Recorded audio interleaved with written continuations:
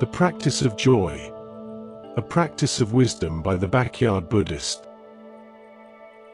Let me begin with something that might sound a little strange coming from a Buddhist. If our practice doesn't give rise to joy, then something important may be missing. Now, I want to be careful about what I mean by joy. I'm not talking about the happiness that comes from getting what I want. I'm not talking about praise, success, entertainment, or the little rush that comes from buying something new. Those things may feel pleasant for a while, but they don't last. The joy I'm talking about is something deeper. It's the kind of joy that arises from clarity, from ethical living, from presence, from wisdom. And here's something I've been reflecting on quite a bit lately. What brings us joy matters. The things that delight us reveal something about the direction of our hearts. They show us what we're cultivating, what we're feeding, and what we're becoming. In that sense, joy itself becomes a form of discernment. The Buddha never taught a gloomy path. Sometimes people encounter Buddhism and think it's all about suffering, but that's not really what the Buddha taught. Yes, he began with dukkha, that sense of dissatisfaction, incompleteness, and instability that runs through conditioned life. But he didn't stop there. He taught that freedom from dukkha is possible. And the experience of that freedom isn't bleak or empty. It's luminous. The early teachings speak about joy as an essential part of the path. The Buddha said, "From gladness comes joy, from joy comes tranquility, from tranquility comes happiness, from happiness comes concentration." Think about that for a moment. That's not merely poetry. It's a description of how the mind unfolds when it's moving in a wholesome direction. Joy steadies the heart. A steady heart supports concentration. Concentration gives rise to clear seeing. And clear seeing gives rise to wisdom. But there's an important detail here. Not every form of joy leads us toward freedom. Some pleasures agitate the mind. Some forms of happiness strengthen craving. Some delights actually reinforce the habits that keep us trapped. So the Buddha didn't simply teach joy. He taught wise joy. And that's where discernment becomes so important. When I look honestly at my own life, I can ask some revealing questions. What actually brings me joy? If I feel good because I won an argument, what does that tell me? If I feel happy because I'm being admired, praised, or validated, what does that reveal? If my happiness depends upon being right, being in control, or having more than someone else, then perhaps my joy is still tangled up in self-grasping. But something very different happens when joy arises from generosity, from stillness, from ethical conduct, from honest attention, from compassion, from letting go rather than holding on. The Buddha repeatedly encouraged us to examine not merely what feels good, but what leads toward freedom. He taught us to look deeply into cause and effect. Does this lead to liberation? Or does it lead to further entanglement? The Buddha offered a beautiful measure for discernment when he said that whatever leads toward peace, awakening, direct knowledge, freedom, and liberation may be recognized as Dharma. Not all happiness liberates, but some forms of joy point directly toward wisdom. That's one reason joy appears right in the middle of the 7 factors of awakening.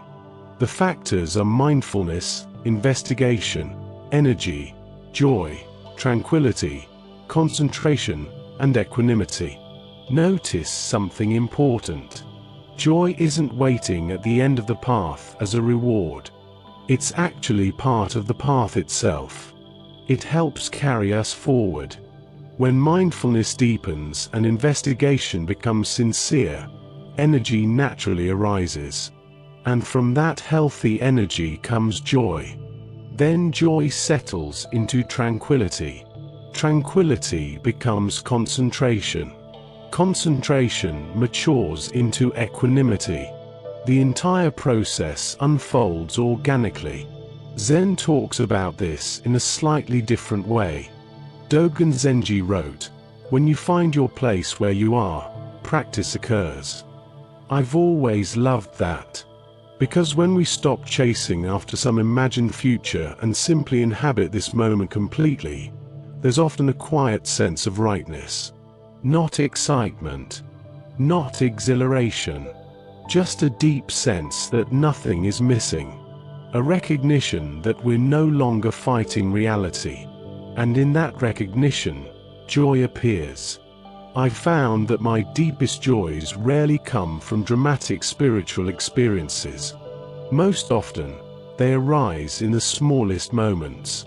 The sound of the temple bell. The feeling of breathing. The sight of sunlight moving across the floor. Sweeping a room. Washing a bowl. Watching the rain fall. Simple things.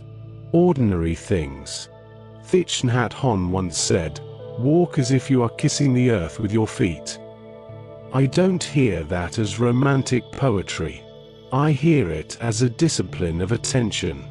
A reminder to fully inhabit the moment we're already living. And this is where discernment quietly does its work. If what delights me is endless stimulation, speed, noise, and distraction, then my heart is still running. But if what delights me is simplicity, kindness, presence, and non-grasping, then wisdom is already beginning to take shape. Zen often says that ordinary mind is the way. Not the distracted mind. Not the scattered mind. The awake mind. The mind that's actually present for its own life. Now, cultivating joy doesn't mean pretending life is easy. Buddhism has never been a philosophy of denial. The reality is that all of us will experience grief. We'll experience loss. We'll experience aging, sickness, uncertainty, and death. None of that changes. But our relationship to those experiences can change. The Dalai Lama reminds us that happiness comes from our actions. Jack Cornfield puts it beautifully when he says, "Joy is not the absence of difficulty but the capacity to live fully in the midst of it." I think that's profoundly important.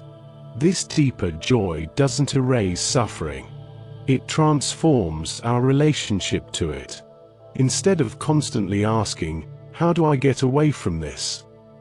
we begin asking, "How do I meet this wisely?" And in that shift, something extraordinary happens. A deeper joy emerges. A joy that can coexist with grief. A joy that can coexist with uncertainty. A joy that isn't destroyed by difficult circumstances because it isn't dependent upon them. Joy also becomes an ethical expression. It's not merely something we feel. It's something we embody. The Buddha taught that our speech, actions, livelihood, and intentions shape our minds. When we speak honestly, act gently, and respond with patience, we're cultivating the conditions for a joy that doesn't depend on external outcomes. Shantideva wrote, "All the joy the world contains has come through wishing happiness for others." What a remarkable teaching! When we stop centering everything around ourselves, joy expands. And Suzuki Roshi offered another simple reminder: the most important thing is to find joy in what you are doing. Not because it makes life easier, but because it reveals whether our actions are aligned with wisdom or with ego. There's a phrase I return to again and again: this is the way. Not as a slogan, not as an ideology, but as a lived reality. When joy arises from ethical living, from clarity, from compassion, and from letting go rather than grasping, it naturally radiates outward. People notice it. They may never read a sutra, They may never sit zazen. They may never learn what a koan is. But they recognize when someone is grounded, when someone is kind, when someone is at ease. That kind of joy doesn't persuade. It demonstrates. It quietly says, there is another way to live. A way not driven by fear. A way not driven by endless wanting. A way not driven by the hunger for more. Saint Seraphim of Sarov once said, acquire a spirit of peace, and thousands around you will be saved. I think the same could be said of discerned joy. When wisdom becomes visible in the way we live, it touches everyone around us. So yes, I believe joy belongs at the heart of Buddhist practice. But not just any joy. We're called to examine what delights us. We're called to look carefully at what strengthens wisdom and what strengthens craving. What liberates us, and what merely distracts us. All around us, at this very moment, the 10,000 joys and the 10,000 sorrows are unfolding together. Birth and death, gain and loss, pleasure and pain, meeting and parting, all of it appearing within this single, fleeting moment. And yet, what a wonder that any of it appears at all. The Buddha described the awakened life as blissful. The Zen masters described it as being at ease. Modern teachers often call it freedom. As for me, I call it joy with discernment. A joy that knows where it comes from. A joy that knows where it leads. Not flashy, not fragile, just steady enough to walk through this world and quietly declare, through the way we live, this is the way.